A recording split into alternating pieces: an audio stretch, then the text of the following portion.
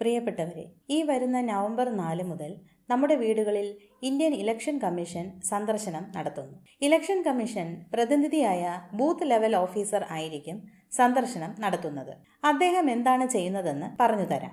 അദ്ദേഹം ഇതുപോലെ ഒരു എന്യൂമറേഷൻ ഫോറം നമുക്ക് തരും. നമ്മൾ അത് പൂരിപ്പിച്ച് ഒപ്പിട്ട് അദ്ദേഹത്തെ തിരികെ ഏൽപ്പിക്കണം. അദ്ദേഹം അത് ഇലക്ഷൻ കമ്മീഷനെ ഏൽപ്പിക്കും. ഇലക്ഷൻ കമ്മീഷൻ നമ്മളെ വോട്ടർ പട്ടികയിൽ ഉൾപ്പെടുത്തും. നമുക്ക് പുതിയ വോട്ടേഴ്സ് ID തരും. ഈ വോട്ടേഴ്സ് IDക്ക് ചില പ്രത്യേകതകളുണ്ട്. ഇതിനായി ഫോറം പൂരിപ്പിക്കുന്ന വിധം പറയുകയാണ് ഇന്നത്തെ വീഡിയോയുടെ ലക്ഷ്യം. ഇതുമായി ബന്ധപ്പെട്ട എല്ലാ സംശയങ്ങൾക്കും കൂടി മറുപടി പറയാം. This is legal prism, law made easy. Voter പട്ടിക അത് രാഷ്ട്രീയക്കാർക്ക് വോട്ട് നേടാനുള്ള രേഖയല്ലേ? അല്ല, അത് ഓരോ ഇന്ത്യൻ പൗരന്റെയും അന്തസ്സും അവകാശവും കാത്തു സൂക്ഷിക്കുന്ന ഒരു പൗരരേഖയാണ്. ഈ രേഖ ഇപ്പോൾ ഉണ്ടല്ലോ, പിന്നെ എന്തിനാണ്? തെറ്റി. ഇപ്പോൾ വോട്ടർ പട്ടിക റദ്ദ് ചെയ്തിരിക്കുകയാണ്. അതുകൊണ്ട് ഇപ്പോൾ വോട്ടർ ID കാർഡിന്റെ സാധുത മരവിപ്പിച്ചിരിക്കുകയാണ്. സംസ്ഥാനത്ത് വോട്ടർ പട്ടികയുടെ തീവ്ര പരിഷ്കരണം നടക്കുകയാണ്. കാരണം 21 വർഷങ്ങൾക്ക് മുൻപാണ് ഇന്ത്യയിൽ വോട്ടർ പട്ടിക പരിഷ്കരണം നടന്നത്. തീയതി 1/7/1987. ഇതിന് പ്രാധാന്യമുണ്ട്. ഇപ്പോൾ ബൂത്ത് ലെവൽ ഓഫീസർ വരുമ്പോൾ എന്താണ് ചെയ്യേണ്ടത് എന്ന് നോക്കാം. അദ്ദേഹം ഇതുപോലുള്ള ഒരു എന്യൂമറേഷൻ ഫോറം നമ്മളെ ഏൽപ്പിക്കും. ഇത് നമ്മുടെ ഫോറമാണ്. ഇതിൽ നമ്മുടെ പേരും ഫോട്ടോയും മറ്റു വിവരങ്ങളുമെല്ലാം ഉണ്ടായിരിക്കും. ഇലക്ഷൻ കമ്മീഷൻ കൊടുത്തയക്കുന്ന നമ്മുടെ സ്വന്തം ഫോറം. ഇതിൽ നമ്മുടെ ഫോട്ടോ ഉണ്ട്. വേണമെങ്കിൽ നമുക്ക് ഏറ്റവും പുതിയ ഒരു കളർ ഫോട്ടോ ഇതിൽ വയ്ക്കാം. വലതുവശത്ത് മുകളിലാണ് ഫോട്ടോ ഒട്ടിക്കേണ്ടത്. പൂരിപ്പിക്കാൻ വളരെ കുറച്ച് വിവരങ്ങളേ ഉള്ളൂ. 1. ജനന തീയതി. 2. ആധാർ നമ്പർ. ഇത് നിർബന്ധമല്ല. 3. Mobile number. 4. പിതാവിൻ്റെ പേര്. ഗാർഡിയൻ്റെ പേര് ആയാലും മതി. 5. പിതാവിൻ്റെ എപ്പിക് നമ്പർ. എപ്പിക് എന്ന് വച്ചാൽ ഇലക്ഷൻ ഫോട്ടോ ID കാർഡ് എന്നാണ്. ഈ കാർഡിന് ഒരു യുണീക്ക് നമ്പർ ഉണ്ടായിരിക്കും. അതെഴുതണം.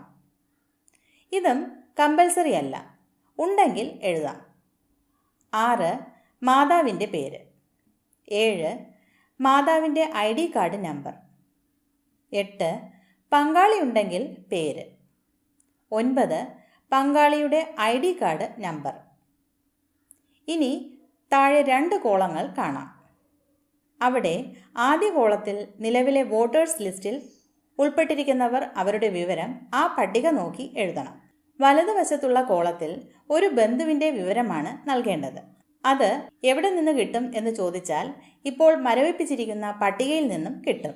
പട്ടിക എവിടെ കിട്ടും എന്ന് ചോദിച്ചാൽ BLOയുടെ കൈവശം ഉണ്ടാകും. രാഷ്ട്രീയ പാർട്ടികളുടെ കൈവശം ഉണ്ടാകും. CEO കേരള എന്ന വെബ്സൈറ്റിൽ കിട്ടും.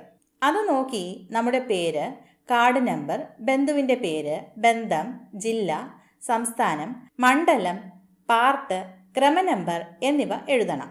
ഇത് എഴുതാൻ ബുദ്ധിമുട്ടുണ്ടെങ്കിൽ BLO സഹായിക്കും. രാഷ്ട്രീയ പാർട്ടിക്കാരും ഇതിനായി സഹായികളെ ഏർപ്പെടുത്തും. ഈ ഫോറം പൂരിപ്പിച്ചു കഴിഞ്ഞാൽ തിരികെ BLOയെ ഏൽപ്പിക്കണം. അദ്ദേഹം അത് ഒപ്പിട്ട് വാങ്ങി രസീത് തരും.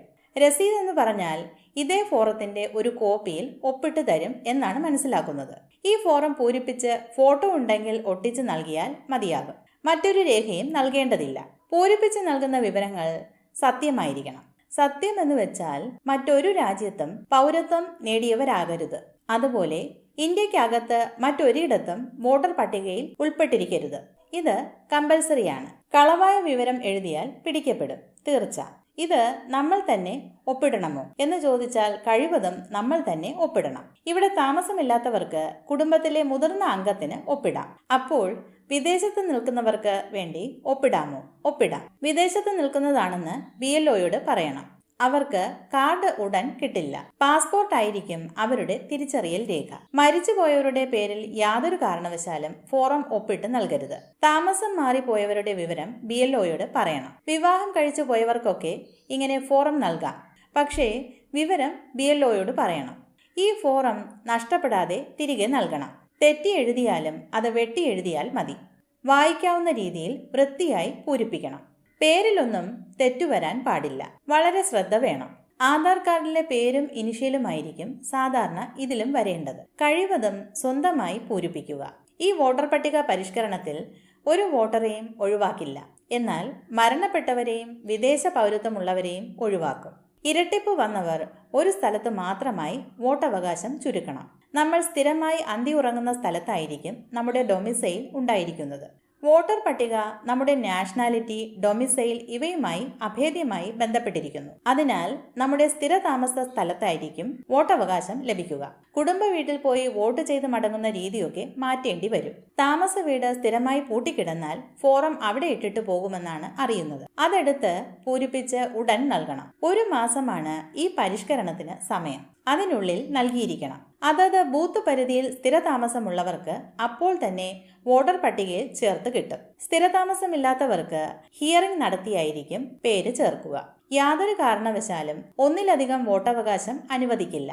പരിഷ്കരണം നടത്തിയ പുതിയ പട്ടിക ഡിസംബർ 9 പ്രസിദ്ധീകരിക്കും. അതിലാരെങ്കിലും അനർഹമായി കടന്നുകൂടിയിട്ടുണ്ടെങ്കിൽ ആർക്കും അത് ശ്രദ്ധയിൽപ്പെടുത്താം. രാഷ്ട്രീയ കക്ഷി പ്രതിനിധികളൊക്കെ വളരെ ജാഗ്രത പാലിക്കും. അടുത്ത 1 മാസം പരാതി ഫയൽ ചെയ്യാനുള്ള കാലമാണ്. വീണ്ടും അടുത്ത 1 മാസം പരാതിക്കാരെ നേരിൽ കേട്ട് ഹിയറിംഗ് നടത്തി തീരുമാനിക്കാനുള്ള സമയമാണ്. തർക്കം വന്നാൽ മാത്രമേ തെളിവുകൾ നൽകേണ്ടതുള്ളൂ, അല്ലെങ്കിൽ തെളിവ് നൽകേണ്ടതില്ല. 12 രേഖകൾ തെളിവായി സ്വീകരിക്കും എന്നൊക്കെ പറയുന്നത് അതിനെക്കുറിച്ചാണ്. അന്തിമ വോട്ടർ പട്ടിക 2026 ഫെബ്രുവരി 7 പ്രസിദ്ധീകരിക്കും. BLOമാർ അവരുടെ സ്ഥിരം ജോലികൾ ചെയ്യുന്നതോടൊപ്പമാണ് ഈ ജോലിയും ചെയ്യുന്നത്. ശരിയായ വിവരങ്ങൾ നൽകി BLOയെ സഹായിക്കുകയാണ് നമ്മുടെ ഉത്തരവാദിത്തം. നിലവിലെ വോട്ടർമാരുടെ കാര്യമാണ് ഈ പറഞ്ഞത്. പുതിയതായി വരുന്ന കന്നി വോട്ടർമാർക്കും പേര് ചേർക്കാൻ അപേക്ഷ നൽകാം. ഫോറം 6 അപേക്ഷ. വോട്ടേഴ്സ് ഹെൽപ്പ് ലൈൻ ആപ്പ് വഴിയും അപേക്ഷിക്കാം. ഇന്ത്യൻ പൗരന്മാർക്ക് മാത്രമായിരിക്കും ഇനി മുതൽ ID ഉണ്ടായിരിക്കുക. മൈഗ്രൻസിനൊന്നും ഈ ID ലഭിക്കില്ല. ഇതിനായി പ്രോജനി പരിശോധിക്കും. അതുകൊണ്ട് ഇലക്ഷൻ ID കാർഡ് ഇന്ത്യയുടെ പൗരത്വ രേഖയായി കണക്കാക്കിയേക്കും. ഇന്ത്യൻ പൗരത്വത്തിന്റെ പര്യായം. ഇതിനെക്കുറിച്ച് അറിയാത്തവർ ഒത്തിരി പേരുണ്ട്. അവർക്ക് കൂടി ഈ വീഡിയോ ഷെയർ ചെയ്ത് സഹായിക്കുമല്ലോ. സംശയങ്ങൾ ചോദിക്കാം, കമന്റായും വാട്സാപ്പിലും. നമ്പർ ഇതാണ്. Thank you. This is legal prism, law മേഡീസ്.